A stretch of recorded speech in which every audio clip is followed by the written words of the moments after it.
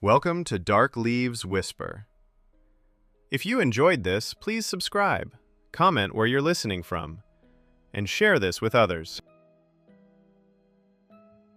Hello everyone, and thank you for listening. I'm not trying to convince anyone of anything. I'm just sharing what happened as I experienced it. I grew up around Hmong spiritual beliefs, not in a strict way, but they were always part of life growing up. So even now as an adult, I don't fully ignore certain things. I don't overreact to them either. I just notice them. My partner knows this about me.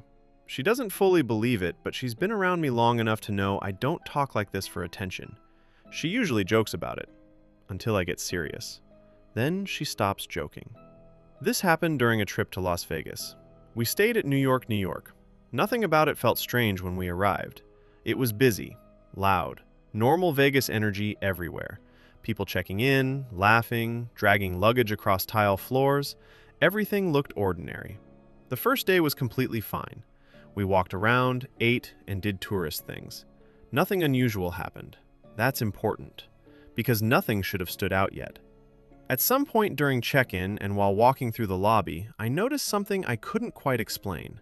Not fear, not danger, just awareness. Like my attention was slightly pulled tighter than normal. My ears were ringing a little. Not painful, just noticeable. I didn't think much of it at the time. I've had that happen before when I'm tired or overstimulated, so I ignored it. While we were walking through the lobby, I stopped suddenly. Not because I saw anything, just instinct. One of those moments where your body reacts before your mind understands why. And right as I stopped, someone walking behind me almost bumped into me. We both stepped back and apologized. That was it. Nothing strange happened after that. At the time, I didn't think about it again. The room itself was normal, clean, standard hotel setup, nothing out of place, no strange sounds, no odd atmosphere. We settled in like any other trip. That's why what came later felt harder to explain, because nothing was leading up to it, no warning signs you could point to. That night, everything was quiet. We watched TV for a bit, talked, eventually got ready for bed. M fell asleep first. I stayed awake a little longer, just scrolling on my phone.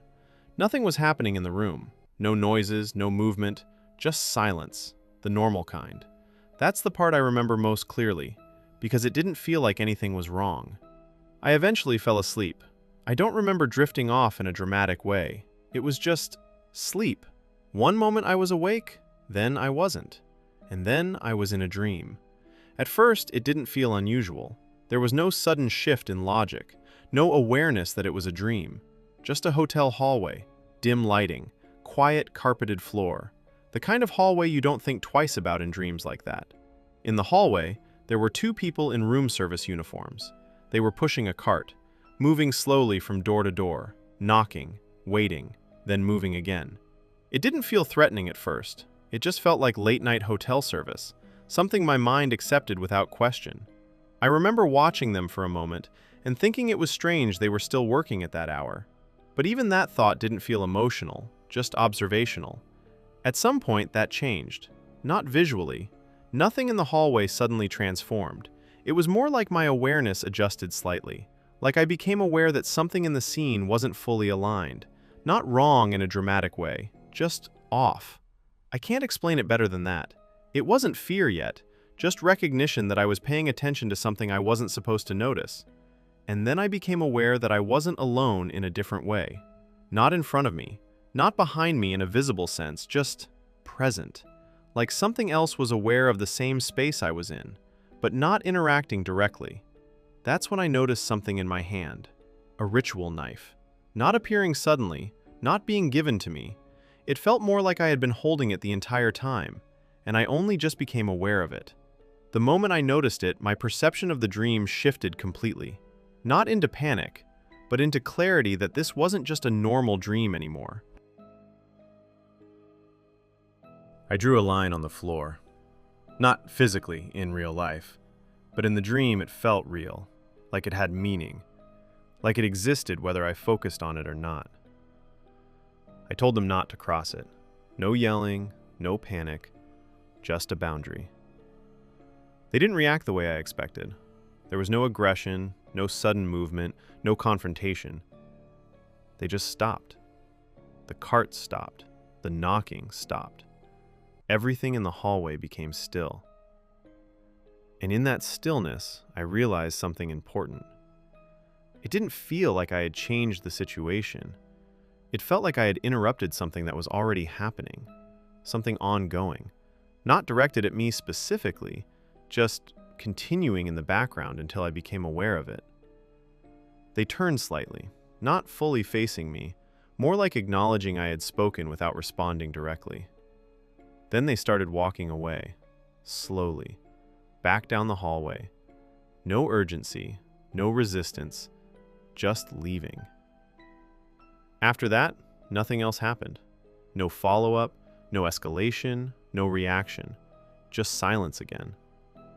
The hallway stayed the same for a few seconds longer.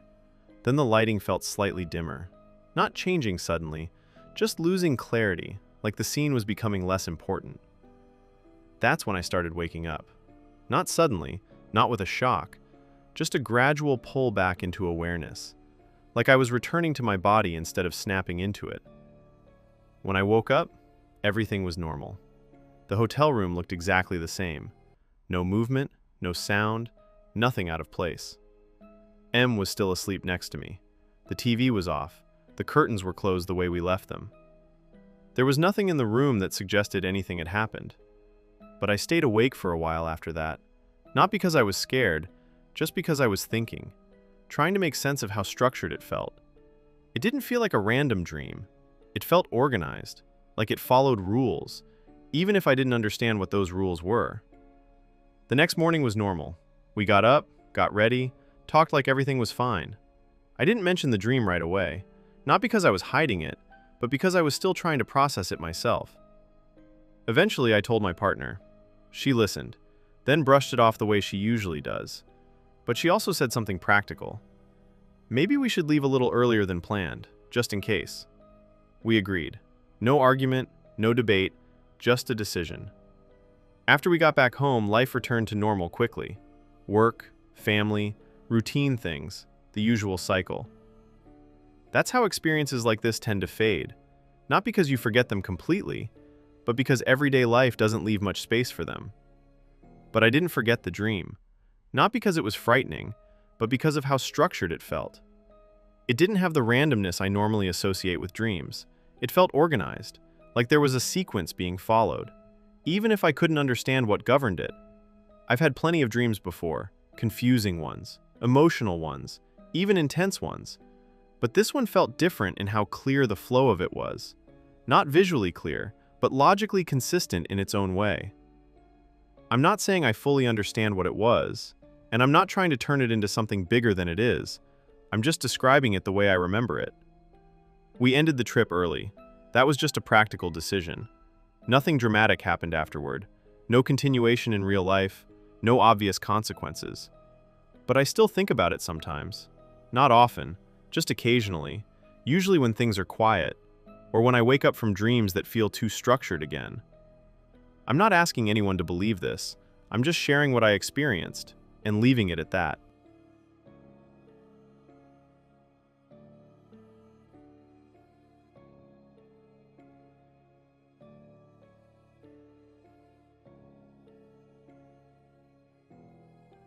I didn't plan the Vegas trip. It was more like I stopped resisting it. After everything at work fell apart, my manager kept insisting I take some time. The phrase sounds supportive when it's said slowly enough. In reality, it just means you've become a liability in the system. I used to think I understood how things worked there. You do your job. You stay useful. You don't make it personal. That part didn't hold. My girlfriend worked in the same company. That was never official policy, but it wasn't exactly hidden either. Everyone knows what gets ignored as long as performance numbers stay clean. I just didn't realize I was the only one still pretending it was stable. She started staying late more often. Then the late nights stopped needing explanations. Then she stopped coming home with stories at all. At some point, I stopped asking. And then one day, I wasn't part of the equation anymore. Not a fight, not a confession. Just a quiet restructuring of who mattered to whom. The kind that happens in office kitchens and parking garages, not in dramatic confrontations. And the worst part is, I already knew the pattern. People talk, not directly, not where it can be pinned on anyone, just fragments, a joke in a hallway, a half laugh in a meeting, the kind of story that always seems to involve the same kind of person at the top and the same kind of silence from everyone else. I didn't want to believe it applied here. I really didn't, because believing it would mean admitting I'd been watching it happen in real time and calling it something else just to keep going. When the project I was leading got reassigned to his team, I told myself it was restructuring. When she stopped replying during work hours, I told myself it was stress. When she stopped replying after work hours, I told myself it was space. There's a point where denial stops feeling like a decision and starts feeling like maintenance. By the time I booked the Vegas hotel, I wasn't thinking about healing or escape or any of the words people use when they want something to sound intentional. I just needed distance from a version of my life that had already finished without telling me. The hotel was one of those massive towers that looks like it was designed to make people forget what outside feels like. I checked in late. Didn't really listen to the front desk. Didn't really look at anyone. I remember the key card more than the person who handed it to me. Room 1834. The hallway was too quiet for a place that never sleeps. Not silence, just absence of interruption, like the building had decided not to acknowledge me unless necessary. The room itself looked fine.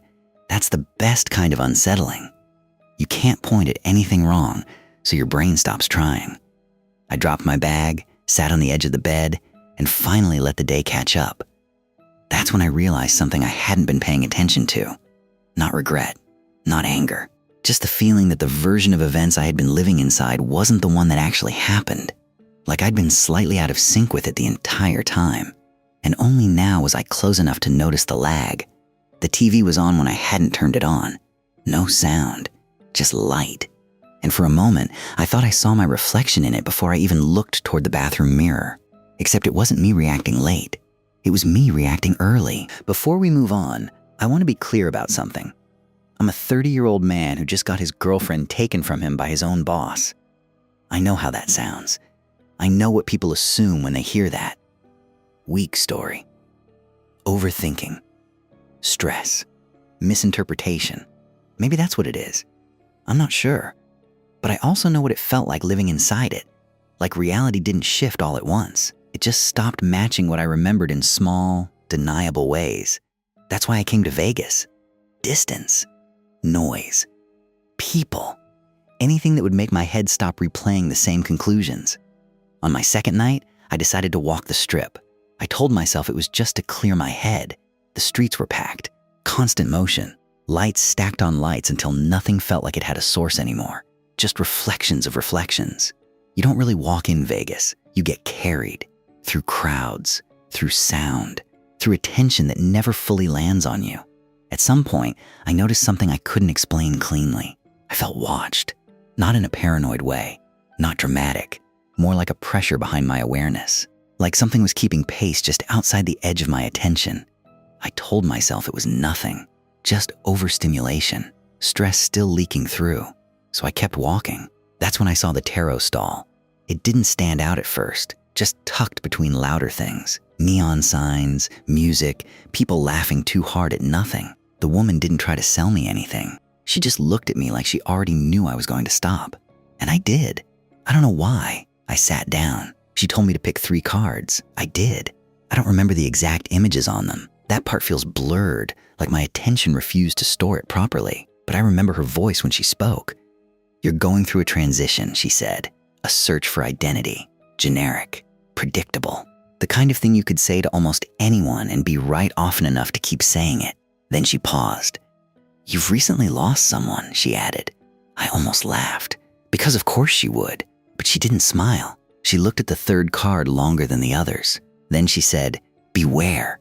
The cards are clear. You are being watched." That part made something in me tighten. Not fear exactly. Recognition of pattern. The feeling that something had echoed too precisely. I leaned forward, asked her what she meant. She shook her head. "No more than that," she said. "I can't go further." Like there was a limit she'd already crossed by saying even that much. So I laughed, paid her $20 for a reading I didn't agree with, and walked away like it meant nothing. But it stayed with me longer than it should have. When I got back to the hotel, the room felt off in a way I couldn't immediately place. The air was colder, not slightly, noticeably, like someone had adjusted the atmosphere while I was gone. The thermostat read 65. I don't sleep at 65, and I hadn't touched it. I stood there for a moment, trying to rationalize it. Maybe I bumped it earlier. Maybe I forgot. But I knew I hadn't. Nothing in the room felt used. Nothing shifted. Just that one change. I let it go. Took a shower instead. Hot water. Long. Just trying to reset my body back into something normal. The bathroom mirror fogged completely. I couldn't see anything in it for a while. That should have been the end of it. But right before I stepped out, I swore I saw something through the sliding glass. A shape. A woman's outline. Blonde. Standing just outside the shower line where the steam hadn't reached. I turned immediately. Nothing there. No sound. No movement. Just fog and condensation sliding down tile. I told myself it was exhaustion. That I was filling in gaps with stress. So I went to bed, and I dreamt I was walking the strip again. But I wasn't alone this time. I was holding a woman's hand. I never saw her face. Not once. Just the feeling of her presence beside me. Like it had weight. Like it belonged there more than I did. And for the first time in a while, I felt calm. Guided. Like I wasn't thinking anymore. Just following. At some point in the dream, I heard a voice behind me. Not loud. Not sharp. Close enough that it didn't need to be. Will you be mine forever? I don't know why I answered, but I did. Yes. And right after I said it, I felt her hand tighten. Not gently, like a confirmation. The rest of my time in Vegas didn't turn into anything. No final twist. No moment where things snapped into clarity. No dramatic ending that made it all feel worth interpreting. I just went home. It almost bothered me how normal it felt on the way back. That thought should have been comforting. It wasn't. A few days later, there was a family gathering. I went alone. I told myself it was normal. Nothing to explain. Nothing to avoid. People were already in the backyard when I arrived. Food on the grill. Music low. The usual overlapping conversations that don't require full attention. My cousin was the first to notice me. He looked past me at first, then back at me like he'd missed something obvious. "Where's your girl?" he asked. I frowned. "What are you talking about?" He nodded toward the driveway. "I saw you pull up with her. Why didn't you bring her inside?" There was a pause where I genuinely thought he was joking. Then I said it flat. "Lisa cheated on me with Ben." "Haven't you heard? From work?" He blinked. "Ben?" "Yeah," I said. "Our boss. Your direct boss, actually." That part landed wrong. I could hear it as I said it. My cousin slowly tilted his head. "I'm not talking about Lisa." He pointed again toward the driveway. "I'm talking about your new girlfriend." I turned before I thought about it. There was no one there. No car door closing. No movement. No shadow.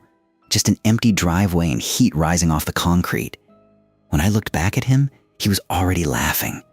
"Relax," he said. "I'm messing with you. Bad joke." He grabbed his drink off the table and walked away, as if the conversation had never existed. I stood there a moment longer than I should have. Then I laughed too. Not because it was funny, because it felt like the only acceptable response. "Whatever, man," I muttered, mostly to myself. I went inside after that, said hello to my aunt and uncle, grabbed a drink, tried to reset the feeling in my head. The party continued like normal, but I didn't. At some point, I ended up sitting near the grill, watching people move around without really tracking them. That's when I saw her, or something like her. Not fully clear, not fully certain. Just a blonde figure at the edge of the yard, partially blocked by movement, enough to catch my attention in a way I couldn't ignore. The same presence from the dream. Not identical, but close enough that my body reacted before my thoughts did. I stood up quickly, reached for my phone without thinking. Some reflex to ground myself, to confirm what I was seeing wasn't just another lapse. When I looked back up, she was gone. No direction of exit, no path through the crowd, just an absence where there had been a shape a second before. I turned to my uncle, who was still at the grill. "Hey," I asked, "did you see a blonde woman just now?" He didn't even look up fully. Maybe one of your cousin's friends, he said. They've got a few coming over. He laughed a little. Lots of pretty ones, supposedly. I scanned the yard again. I remembered all of them. I'd seen them arrive over the years. Familiar faces, familiar patterns. None of them matched what I thought I saw, and none of them made me feel the way that moment did. I guess, I said quietly, but it didn't sit right. I stayed about an hour longer, trying to act normal, trying to make it fade into background noise like everything else. Eventually, I told my aunt and uncle I had just gotten back from a trip and needed to unpack. That part wasn't a lie. I just didn't mention what I was trying to unpack. At home, I showered. Hot water. Long. Just like before. Trying to reset. Trying to force my body back into something that felt consistent. That's when I noticed the marks. On my wrist. Faint at first, then clearer as I turned it under the light. Bruising. Not painful. Not swollen. Just shaped pressure marks, like someone had held onto me firmly enough to leave proof, but not enough to injure. I stared at it longer than I should have. Then I told myself it was nothing. Stress. Sleep movement. Something physical and explainable that I just didn't have the patience to identify. So I ignored it. I went back to work a few days later, requested a transfer. I didn't push for details, didn't fight the process. I just needed distance from everything tied to that version of my life. Surprisingly, it went through fast. Almost too fast. 2 days later, I was packing my things. That's when she showed up. My ex. She stopped by like it was normal, like nothing had happened in between. She looked at me and smiled slightly. Wow, she said. You move fast. Then she glanced past me. She's pretty. I frowned. What are you talking about? She didn't answer directly, just looked at me like I was missing something obvious. What's your problem? I asked, more confused than angry. But she was already stepping away, so I dropped it. I didn't want another argument. Not here, not in this place. She left. And I did too. The next few days after that, I started feeling off. Not sick exactly, just wrong in small ways that didn't stay consistent long enough to describe properly. Chills that came and went without reason. A dull pain in my shoulder that moved depending on how I sat. My wrist, where the marks were, started aching faintly, like pressure remembered after the fact. Even my balance felt slightly delayed, like my body reacted a fraction after I decided to move. Nothing severe, nothing undeniable, just enough to notice and not enough to prove. A week later, I dreamt of her again. The blonde woman. This time she wasn't distant. She was right beside me. We were walking again. Same strip, same lights, same motion. But everything felt softer, lighter, like the world had stopped resisting. I was laughing. Not forced, not nervous, just easy. Like something had been lifted off me that I didn't realize I was carrying. People around us blurred as we passed. Sound didn't reach us properly. Even time felt less strict, like it was letting us move ahead of it. And she kept holding my hand. In the dream, she finally spoke. I've been looking for you, she said. I smiled without thinking. I found you, she added. After that, everything felt better. Outside the dream, I wasn't doing well. My parents came to visit one afternoon. They didn't say much at first. My mom asked if I was eating. My dad stayed quiet longer than usual. I've been seeing something, I said. I told them about the presence, the feeling of being watched, the marks on my wrist. My dad looked at my wrist for a long time. Then he asked me to come home. Later that night, he took photos of my apartment. Every room, corners, mirrors, doorways. When I asked why, he said he wanted to understand what I was dealing with. The next morning, he left early. He said he was meeting someone who understood other things. When he showed the photos, the man studied them in silence, then said, "Whoever lives there needs to leave soon." My dad went still. "It's already attached," the man said. My dad asked if it could be stopped. The man nodded. "Yes, but it's not simple." He leaned back. My dad said it plainly. "The person living there is my son. Can I bring him to you?" The man shook his head. "No need." He pulled out a thin red string. My dad didn't ask yet. The man exhaled over it slowly. "Wrap this around the wrist with the mark." My dad froze. He hadn't mentioned the marks. The man noticed. "My guides told me," he said. Something is with him at all times. He handed it over. When it settles, he said, bring him to me. We will clean what's attached. My dad held the string carefully, and for the first time, he didn't ask anything else. That was 2 years ago. I am married now. Just know that you should never agree to anything in your dream. Thank you for listening. If you enjoyed this, please like this video, leave a comment, subscribe so you don't miss what's next, and share this with others.